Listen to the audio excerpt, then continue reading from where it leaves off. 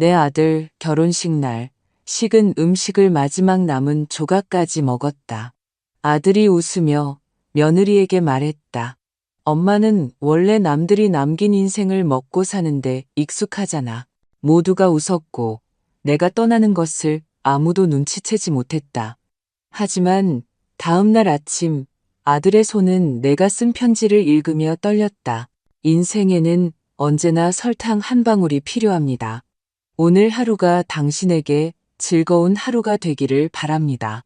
오늘 우리는 그런 이야기를 나눠보겠습니다. 엽서는 화요일에 도착했다. 금색 테두리가 있는 깔끔한 흰 봉투였다. 처음에는 세금 관련 서류나 또다시 은행 서류인 줄 알았다.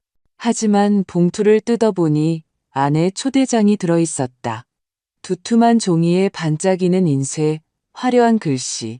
박동영 군과 최수진 양이 6월 15일 전원클럽 자작나무 숲에서 열리는 결혼식의 귀하를 초대합니다. 나는 2번 천천히 다시 읽었다. 3번째, 애야 이것이 내 아들의 결혼식이라는 것을 깨달았다. 그리고 내가 그것을 엽서로 알게 되었다는 것을. 전화도 방문도 메시지도 없었다. 그저 종이 한 장. 마치 내가 엄마가 아니라 그냥 의례상 초대된 먼 친척이라도 되는 것처럼.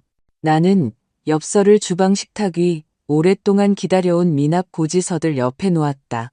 한참 동안 앉아 있었다. 울지 않았다. 그저 멍하니 한 곳을 응시했다. 차가 식을 때까지. 동현은 28살이다. IT 회사에서 일하고 강남 한가운데에 있는 원룸 오피스텔에 산다. 내가 반년 동안 버는 돈보다 더 비싼 월세다. 수지는 2번만 봤다. 한 번은 동현의 생일날 선물 없이 왔지만 마치 어쩌다 수준 이하의 동네에 발을 들인 양 표정을 지었다. 2번째는 설날, 그녀는 내 작은 원룸 아파트를 말없이 둘러보며 벽에 기대지 않으려 했었다. 그때 나는 소박한 그릇에 저녁을 차려내고 식탁보 대신 비닐 시트를 깔고 주전자에 차를 내놓았다. 그녀는 파이에는 손도 대지 않고 그저 말했다. 어머니 댁은 나름대로 아늑하네요. 나는 바보가 아니다. 나는 그런 말들이 무엇을 의미하는지 안다. 6월의 야외 결혼식. 일반인에게는 방조차 빌려주지 않고 회원이나 특별 추천으로만 이용할 수 있는 휴양지에서 이미 장소만으로도 모든 것이 명백했다. 모든 것이 과시적일 것이다. 명품 정장을 입은 사람들, 고급스러운 외제차들, 똑같은 모양의 입술을 가진 여자들. 나는 그곳이 내 자리가 아니라는 것을 알았다. 하지만 나는 그래도 가고 싶었다. 내 아들이 내가 곁에 있다는 것을 적어도 어떤 면에서라도 볼 수 있기를 바랐다. 나는 저녁에 그에게 전화했다. 그는 즉시 전화를 받았다. 노트북으로 무언가를 입력하면서 동시에 배경처럼 대화하는 듯한 목소리였다. 엄마, 받았어? 응, 축하해. 정말 기뻐. 수진이는 예쁜 아가씨야. 고마워. 저기, 엄마가 뭐 도와줄 일 없을까? 준비하는 거나 메뉴, 꽃 같은 거? 엄마가 돈 좀 모아뒀거든. 엄마, 그의 목소리가 더 날카로워졌다. 필요 없어. 다 지불했어. 수진이 부모님이 다 하신 거야. 걱정 마. 돈 얘기가 아니야. 참여하는 걸 말하는 거야. 춤, 케이크, 꽃 다 골랐어. 다 결정됐어. 그냥 와서 평범한 옷 입고 와. 너무 화려하지는 말고. 알지? 수진이네 가족이 좀 전통적이라서. 이런 시골스러운 거 말고 나 말이야. 나 그 말 하려던 거 아니었어. 나 이제 가야 해. 수진이가 저녁 준비하고 있어. 이만. 그는 내가 말을 다 마치기도 전에 전화를 끊었다. 나는 침묵 속에 남겨졌다. 텔레비전은 꺼져 있었다. 돈을 덜 쓰려고 케이블을 끊었으니까. 냉장고가 윙윙거렸다. 나는 멍하니 한 곳을 응시하며 앉아 있었다. 금색 글씨 아래에는 드레스, 코드, 이브닝 웨어, 블랙타이 선택 사항이라고 적혀 있었다. 나에게는 이브닝 웨어가 없었다. 내 옷은 내가 5년째 입고 있는 짙은 남색의 단순한 옷들이었다. 가장 깔끔한 것은 그의 졸업식 때 입었던 옷이었다. 그리고 그때 나는 어떤 일이 있어도 그가 나를 부끄러워하지 않을 만큼 당당하게 갈 것이라고 결심했다. 그가 요청하지 않았더라도 기대하지 않았더라도 나는 어쨌든 엄마였다. 3개월 동안 나는 할 수 있는 모든 것을 절약했다. 고기를 끊었고 사무실까지 걸어 다녔다. 중고 사이트에 오래된 책을 팔았고 텔레비전을 떼어내 팔았다. 5월에 나는 드레스를 찾았다. 에메랄드색의 단순한 디자인의 반짝이가 없었지만 완벽하게 몸에 맞았다. 고급스럽고 두툼한 소재였다. 회색 베이지색의 안정감 있는 굽이 있는 구두는 할부로 샀다. 그러고는 미용실에 갔다. 미용사는 내 흰머리를 깔끔하게 정리해주고 가볍게 손질해 주었다. 거울을 보며 오랜만에 처음으로 생각했다. 나는 다른 사람보다 못하지 않아. 나는 그저 다른 세상에서 온 사람일 뿐이지만 나는 여자다. 결혼식 날 나는 아침 6시에 일어났다. 커피를 내리고 알람을 다시 맞춰두었다. 그저 늦지 않기 위해서. 드레스는 옷걸이에 걸려 상징처럼 보였다. 나는 조심스럽게 그것을 입었다. 거울 앞에서 숨을 죽였다. 낯설고 깨끗하고 자랑스러웠다. 젊지는 않았지만 진짜 나였다. 나는 준비를 마쳤고 핸드백을 들고 나섰다. 리조트까지 가는 버스는 오래 걸렸다. 먼지, 더위. 나는 일찍 도착했고 즉시 깨달았다. 나는 이곳에 어울리지 않았다. 모든 것이 나와는 상관없는 일이었다. 번쩍이는 차들, 나의 월세값에 해당하는 샴페인 병들, 사진을 위해 연습된 미소들, 그리고 입구에는 내 아들이 있었다. 턱시도, 머리 손질, 자신감 넘치는 자세. 미래의 장인과 웃고 있었다. 나는 다가갔다. 그가 나를 보고 미소가 잠시 흔들렸다. 엄마, 오셨어요? 나는 그의 넥타이를 바로잡아 주었다. 어릴 때 학교 행사 갈 때처럼 그가 살짝 물러섰다. 괜찮아 보이네요. 오랜 침묵 끝에 그가 말한 것은 정확히 그것이었다. 괜찮아 보인다. 옆에는 수진의 아버지 최철수 씨가 서 있었다. 손을 내밀었다. 김순자 씨, 반갑습니다. 동현이에게 이야기 많이 들었습니다. 네, 제가 동현이 엄마입니다. 보험회사에서 평범하게 일하고 있습니다. 오늘은 그냥 신랑 엄마입니다. 그가 고개를 끄덕이더니 친구들과의 대화로 돌아섰다. 나는 다시 그의 곁에 있었지만 보이지 않았다. 연회장은 넓고 밝았다. 흰 식탁보 수정 샹들리에 장갑 낀 웨이터들. 모든 것이 완벽하고 비쌌지만 나와는 상관없는 일이었다. 나는 좌석 안내판으로 가서 내 이름이 적힌 카드를 찾았다. 7번 테이블. 벽 가장자리에 접시를 내어오는 문 바로 맞은편이었다. 다른 테이블들은 중앙, 동현과 수진에게 더 가까웠다. 1번 테이블은 수진의 부모님과 그들의 친구들. 2번 테이블은 동현의 대학교 친구들과 그들의 아내들. 3번 테이블은 수진의 동료들. 그리고 점점 멀어지는 순서였다. 나는 맨 끝에 있었다. 내 테이블에는 보청기를 착용한 노부인, 불편한 재킷을 입은 부부, 그리고 나중에 수진의 사촌 아주머니임이 밝혀진 여인이 앉아 있었다. 그녀가 먼저 말을 걸었다. 동현이 어머니세요? 네, 김순자입니다. 정마담이에요. 저 좀 앉아도 될까요? 여기 좀 화려해서 제 스타일이 아니네요. 나는 고개를 끄덕였다. 조금 안도감이 들었다. 적어도 이 화려한 세상 사람이 아닌 누군가였다. 아드님이 정말 자랑스러우시겠어요? 물론이죠. 다 혼자 힘으로 이룬 거니까요. 오늘은 아들의 날이죠. 나는 미소 지으려 애썼다. 모든 것이 완벽해 보였다. 연회, 음악, 장식. 하지만 내 아내는 손님으로 초대받았지만 식탁에는 초대받지 못한 구부정한 어린 소녀가 앉아있는 것 같았다. 하객들이 신랑 신부를 축하하는 동안 동현은 테이블을 돌며 농담하고 포옹하고 웃고 고개를 끄덕이고 감사 인사를 했다. 나는 앉아서 기다렸다. 그는 나를 제외한 모든 사람에게 다가갔다.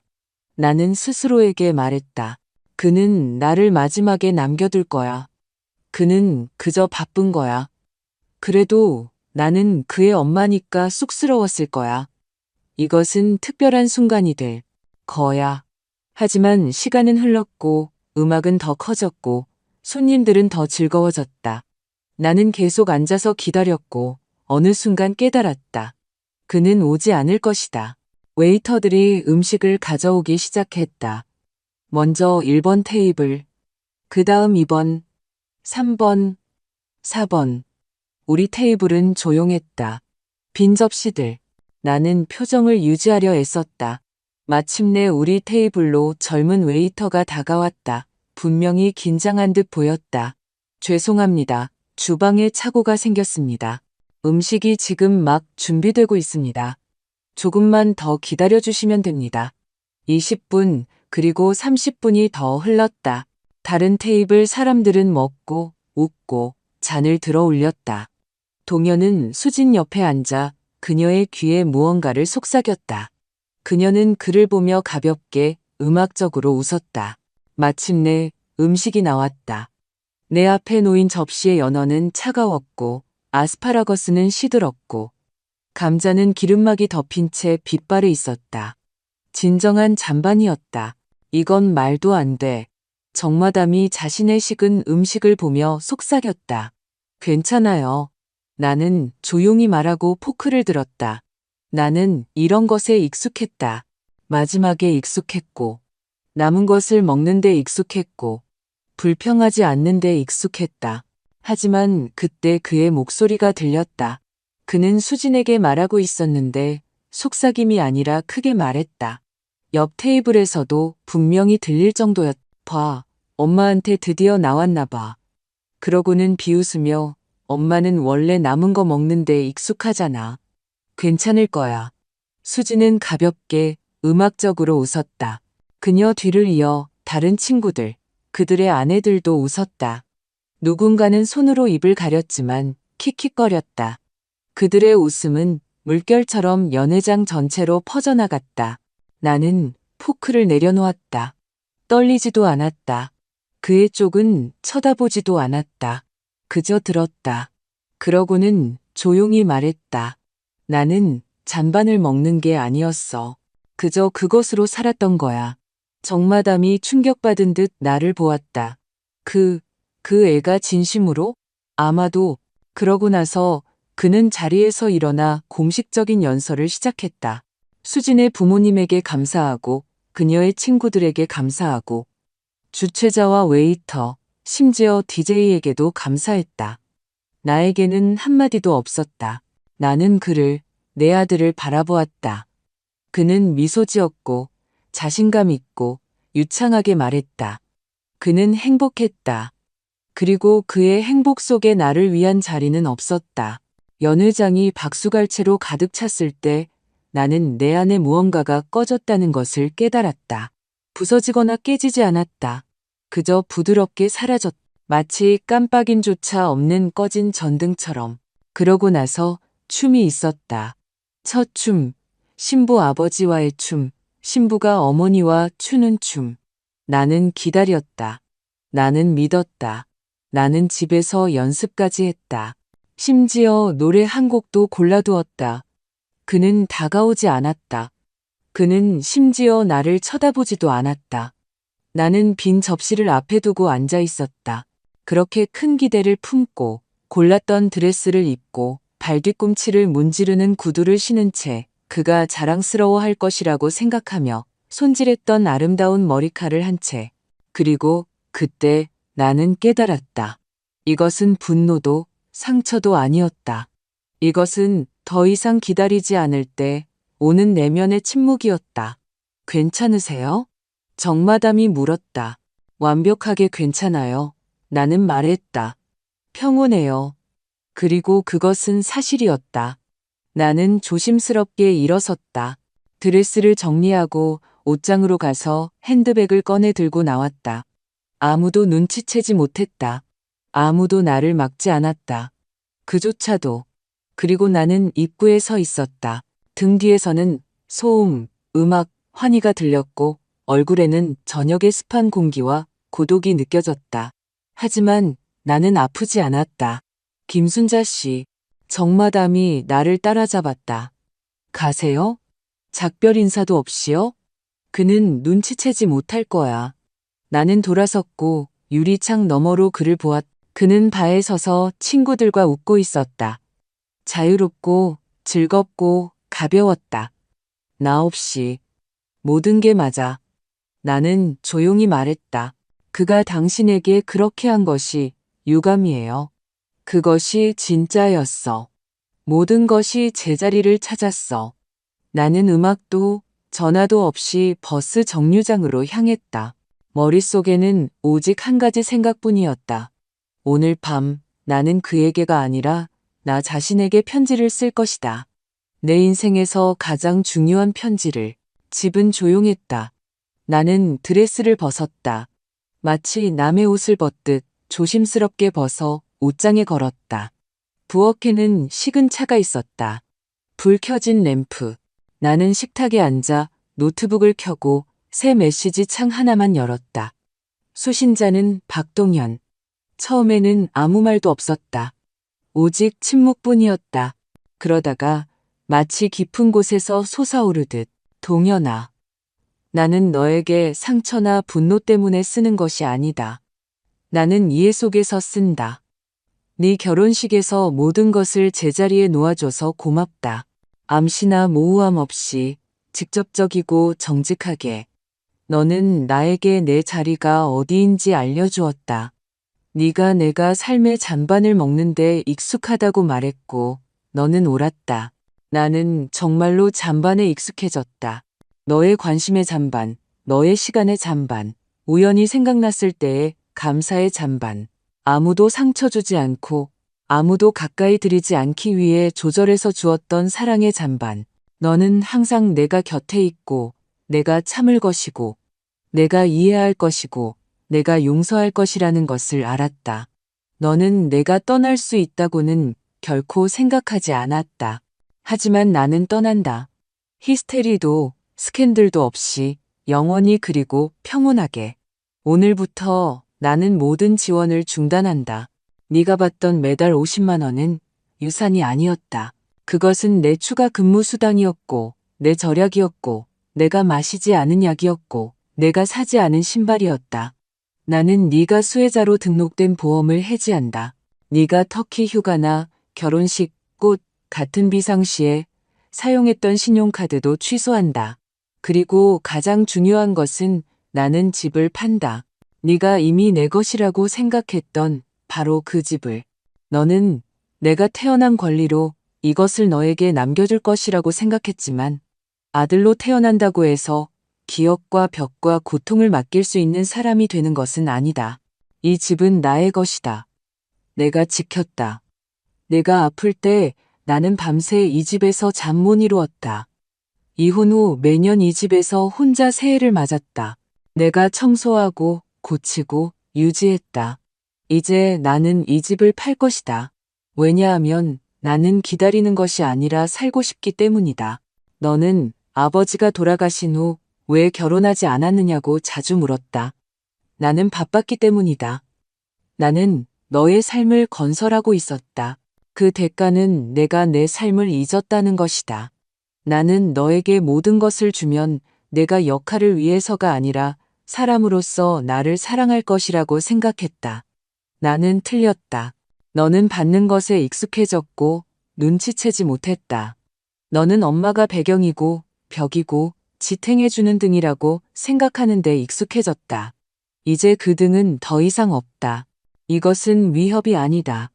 조작도 아니다. 이것은 정보다. 너는 성인 남자다. 결혼했고 가족이 있고 지위와 직업이 있다.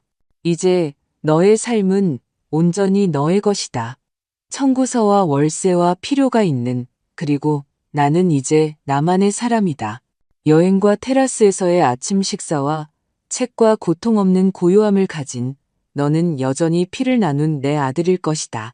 하지만 나는 더 이상 너의 은행도, 위안을 주는 존재도, 그림자도, 배경도 아닐 것이다. 엄마, 아니, 김순자. 나는 편지를 3번 다시 읽었다. 비명도, 불평도, 전화해달라는 요청도 없었다. 그저 꾸밈 없는 진실뿐이었다. 3시 42분 나는 전송 버튼을 눌렀다. 음악은 없었다. 그저 마우스 클릭 소리와 침묵뿐이었다. 아침에 나는 부동산 중개인에게 약속을 잡고 직장에 전화해서 휴가를 내고 지도를 꺼내 한 번도 가보지 않은 도시들을 표시하기 시작했다. 머릿속에는 오직 한 가지 생각뿐이었다. 나는 더 이상 잔반을 먹고 살지 않아. 나의 중요한 삶이 시작된다. 집 정리는 생각보다 짧게 걸렸다. 부동산 중개인은 세심하고 정중했다. 훌륭한 동네입니다. 그가 말했다. 편의시설이 잘 갖춰져 있고 호수가 2정거장 거리에 있습니다. 좋은 가격을 받으실 겁니다. 나는 말없이 고개를 끄덕였다. 동현이 처음 집을 나갔을 때 새벽 2시에 이 바닥을 닦았던 이야기를 하지 않았다. 아이 방에 열이 나서 무서워 떠나지 못하고 주방 바닥에서 잠들었던 이야기도 하지 않았다. 이 집은 모든 것을 기억했지만 나는 잊기로 결심했다. 일주일 후 3개의 제안이 들어왔다. 2주 후 하나를 선택했다. 현금, 시장 가격보다 15% 높은 가격. 구매자는 어린 부부와 아이였. 한때 동현 아버지와 나였던 모습과 같았다. 다만 그들은 아마 모든 것이 다르게 흘러갈 것이다. 3억 5,500만 원. 이전에 상상도 못했던 금액이었다. 하지만 그것이 나를 두렵게 하지 않았다. 왜냐하면 내 인생에서 처음으로 나는 다른 누군가를 위한 계획을 세우지 않았기 때문이다. 거래 당일 나는 사무실에 도착했다. 서류, 서명, 양식. 나는 서류에 서명하는 것이 아니었다. 나는 내 자유에 서명하는 것이었다. 누구에게도 속하지 않는 나의 자유에. 거래 후 나는 이미 내 것이 아닌 집을 지나 걸었다. 현관에서는 분홍색 점퍼를 입은 여자아이가 공을 차고 있었다. 그 아이의 엄마는 입구에 서서 손을 닦고 있었다.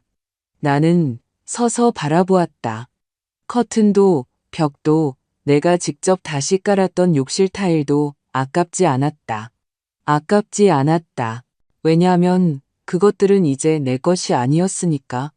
동현을 위해 내가 한때 지켰던 모든 것들처럼 새 번호가 있는 바로 그 전화기는 침묵했다. 2주가 흘렀다. 편지도, 전화도, 시도도 없었다. 나는 모든 것이 조용하다고 생각했다. 하지만 어느 날 저녁, 문구멍으로 노크 소리가 들렸다. 수진, 언제나처럼 완벽했다. 몸에 딱 맞는 코트, 가는 귀걸이, 섬세한 화장. 내가 문을 열었다. 안녕하세요, 김순자 씨. 이야기 좀 할 수 있을까요? 우리요? 아니요, 당신이 원할지도 모르죠. 그녀가 들어와 둘러보았다. 경멸의 시선은 아니었지만 편안함도 없었다. 커피 타줄게. 내가 말했다. 인스턴트밖에 없어. 여기는 다 간단하거든. 그녀는 식탁에 앉았다.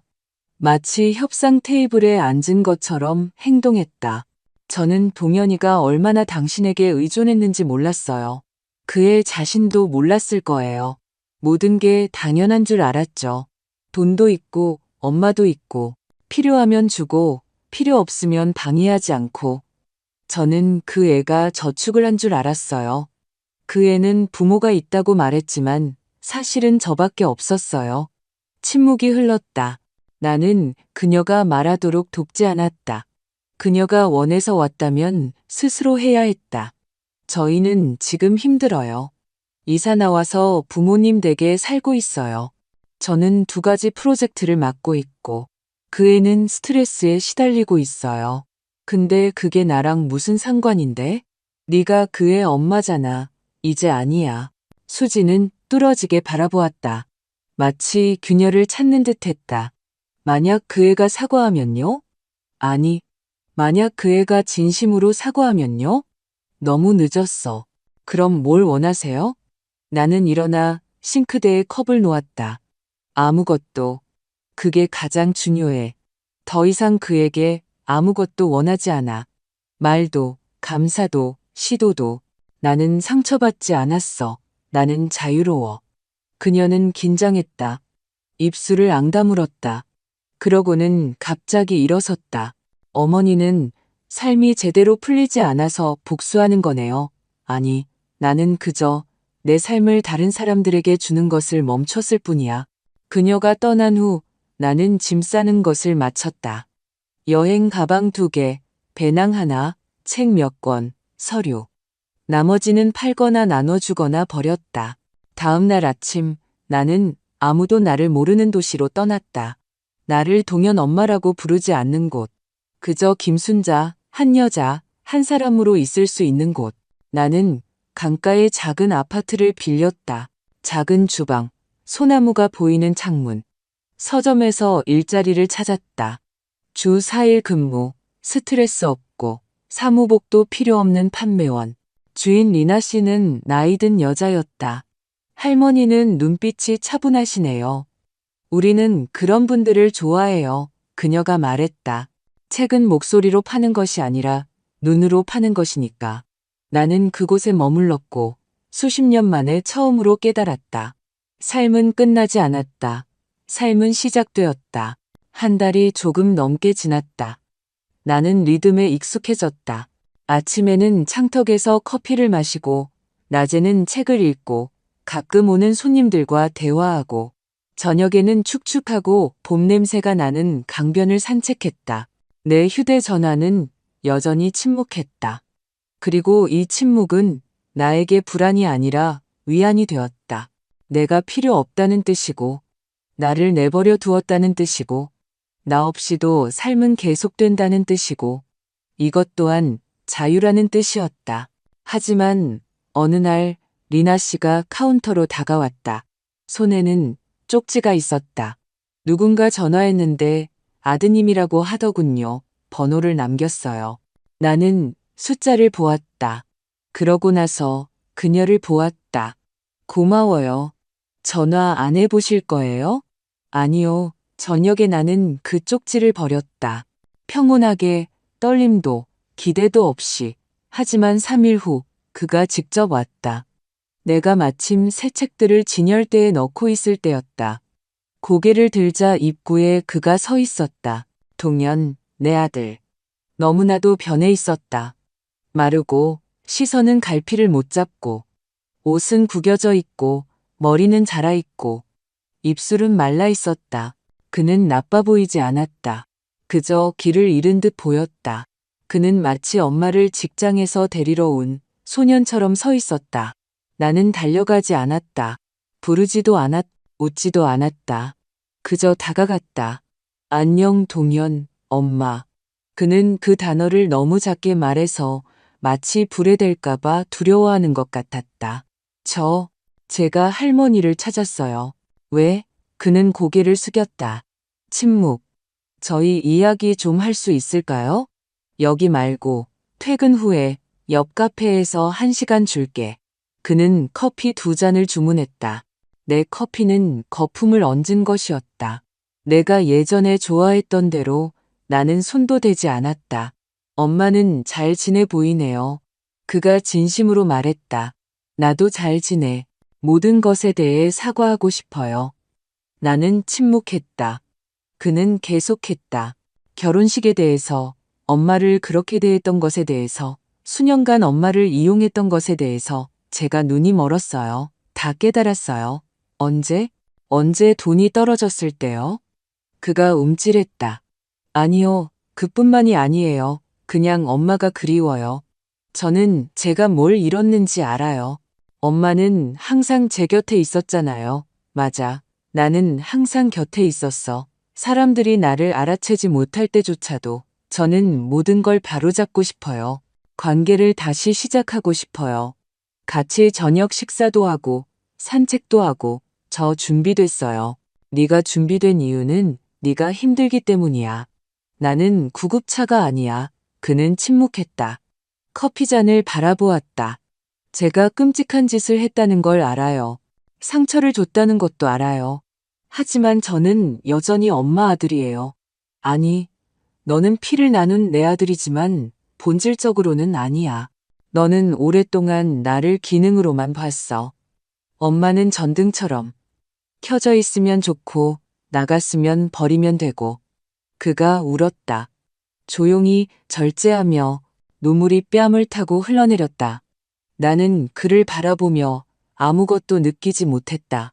연민도, 분노도, 위로하고 싶은 마음도 없었다. 제가 뭘 해야 할까요? 어떻게 하면 모든 걸 되돌릴 수 있을까요? 아무것도. 하지만 엄마잖아. 나는 더 이상 엄마가 아니야, 동현아. 나는 30년 동안 네가 앞서 나갈 수만 있다면 모든 것을 포기하며 살아온 여자야. 이제는 내가 직접 가고 싶어. 그가 흐느꼈다. 보고 싶어요. 아니, 동현아. 너는 편안함이 그립고 모든 것이 예전처럼 되는 것이 그립고 너를 지탱해주던 사람이 그립겠지만 나를 그리워하는 건 아니야. 왜냐하면 너는 나를 결코 본 적이 없으니까. 제가 고칠게요. 다른 사람이 될게요. 나는 더 이상 필요 없어. 나는 아기를 품지 않아. 나는 그저 더 이상 아무것도 기다리지 않아.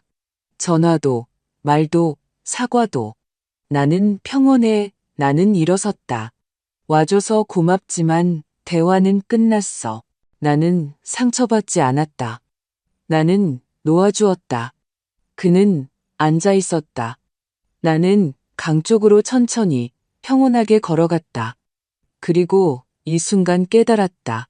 드디어 나는 엄마로서가 아니라 조력자로서가 아니라 그림자로서가 아니라 다른 누구의 것도 아닌 나 자신이 된 여자로서 살고 있다. 부산의 봄은 천천히 찾아왔다. 처음에는 창턱에서 떨어지는 물방울 소리. 그 다음에는 오래된 포장도로 위 부드러운 햇살. 그러고 나서는 아이들이 강변에서 다시 공을 차기 시작하는 소리.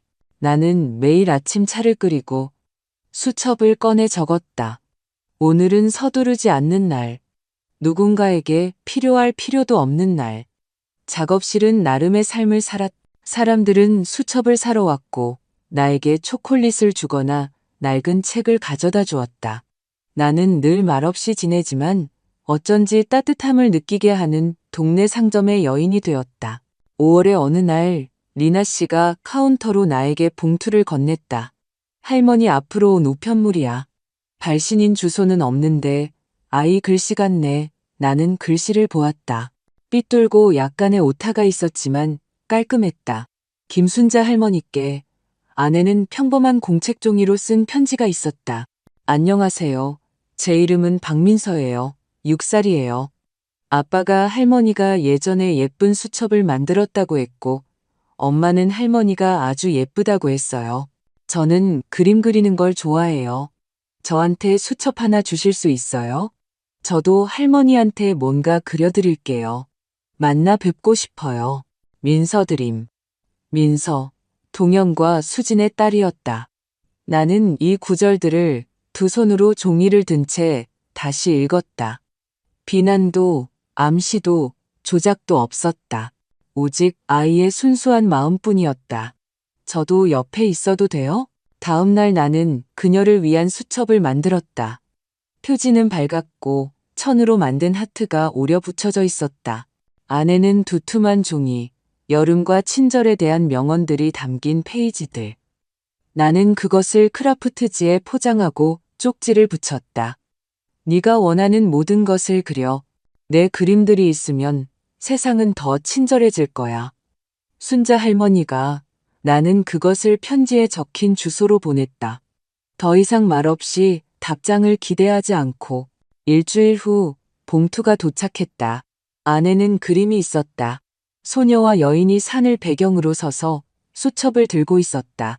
이건 언젠가 우리야 라고 서명이 되어 있었다. 나는 그 그림을 작업실에 걸어두었다. 옆에는 이렇게 썼다. 때로는 누군가가 그저 내 옆에 자신을 그려주길 원하는 것만으로도 충분하다. 나는 동현에게 전화하지 않았다. 수진에게 편지를 쓰지도 않았다. 민서가 편지를 보냈다는 것을 그가 아는지 묻지도 않았다. 그것은 그들의 집, 그들의 삶, 그들의 이야기였다. 그리고 나에게는 나의 삶이 있었다. 상처도 없고 과거의 역할도 없으며 오직 나 자신에 대한 존중만으로. 그리고 어느 날 아침 열린 창가에 차 한 잔을 들고 서서 나는 문득 깨달았다. 나는 드디어 아무도 내가 누군가를 위해 사라져달라고 요구하지 않는 세상에서 살고 있다. 그리고 그것이 모든 행복이다. 조용하고 따뜻하고 진정한 여름은 눈치채지 못하게 찾아왔다. 처음에는 오솔길의 따뜻한 소나무 냄새, 그 다음에는 바람에 흔들리는 커튼이 있는 열린 창문들, 그러고 나서 나는 날짜를 세는 것을 멈췄다. 더 이상 편지를 기다리지 않았다. 휴대전화를 확인하지 않았다. 누군가 메시지를 보냈는지 확인하지 않았다. 민서는 그림을 하나 더 보내왔다. 파일을 든 할머니와 왕관을 쓴 고양이. 이건 우리야. 그녀는 서명했다. 제가 오면 저도 빵 굽고 싶어요. 나는 그녀가 올지 알 수 없었다. 그녀가 올 수 있도록 허락해 줄지도 알 수 없었다. 그녀가 원할지도 알 수 없었다. 하지만 몇 년 만에 처음으로 나는 알 수 없는 것을 두려워하지 않았다. 왜냐하면 이제 나에게는 모든 단계를 통제하려 하지 않을 만큼 충분한 내면의 평화가 있었기 때문이다. 작업실은 말을 지친 사람들을 위한 조용한 장소가 되었다. 아이를 둔 엄마들, 교사들, 눈에 오랫동안 침묵이 깃든 고독한 남자들이 찾아왔다. 여기 찻집 같아요. 한 번은 5번째 수첩을 사러 온 여인이 말했다.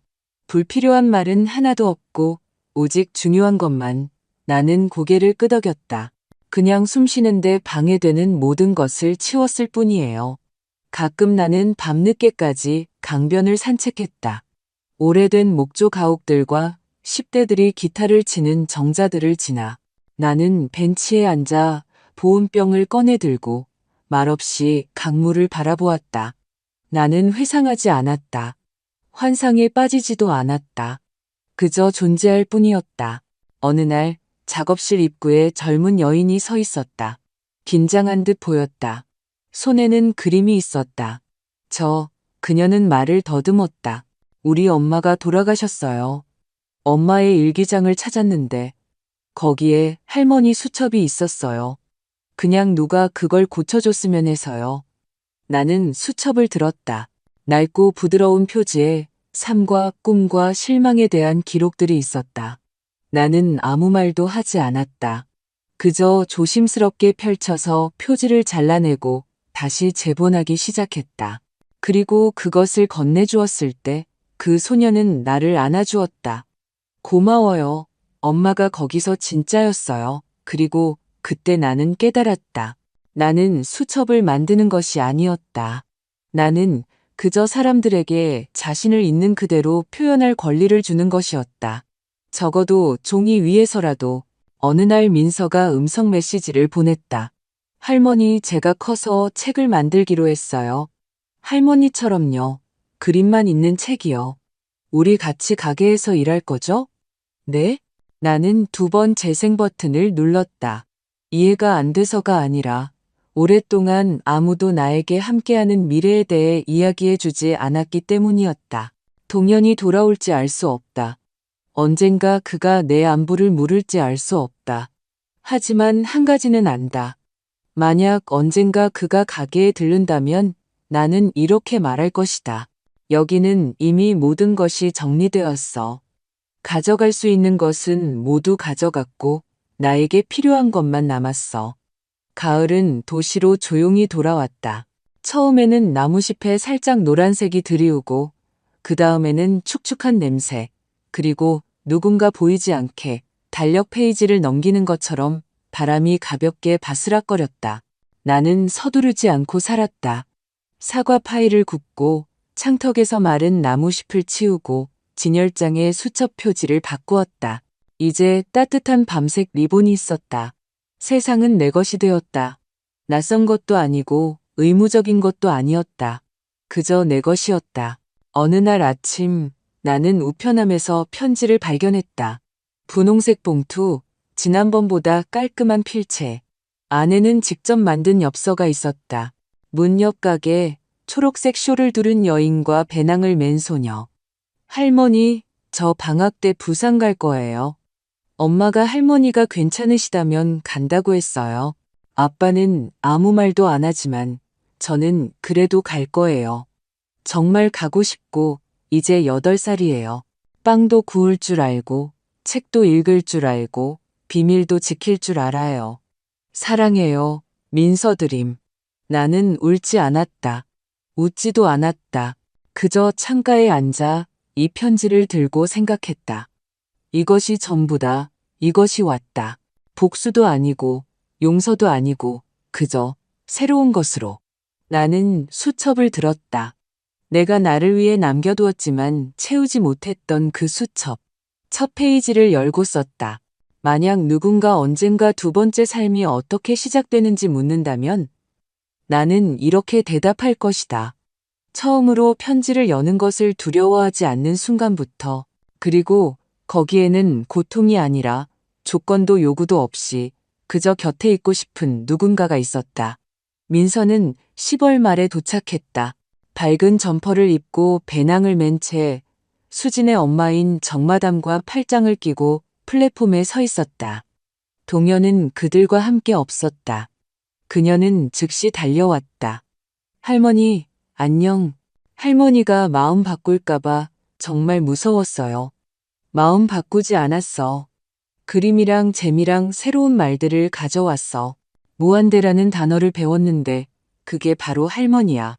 나는 몸을 숙여 그녀를 안았다. 할머니로서도 피해자로서도 아니었다. 이제 혼자가 아니라는 것을 깨달은 한 사람으로서. 그날 저녁 우리는 코코아를 마셨다. 그녀는 내 낡은 수첩을 넘겨보며 물었다. 이건 누가 썼어요? 왜 여기 눈물이 있어요? 저도 쓸 수 있어요? 나는 고개를 끄덕였고 어느 순간 그녀가 바닥에 앉아 그림을 그리는 것을 보며 생각했다. 그녀는 나를 참았던 사람이 아니라 언젠가 살기로 선택한 사람으로 기억할 것이다. 삶은 내가 원했던 모든 것을 주지는 않았지만 가장 중요한 것을 주었다. 내 이름, 내 자리, 그리고 내가 존재하기를 바라는 것 외에 아무것도 요구하지 않는 누군가. 그리고 어쩌면 그것으로 충분하다.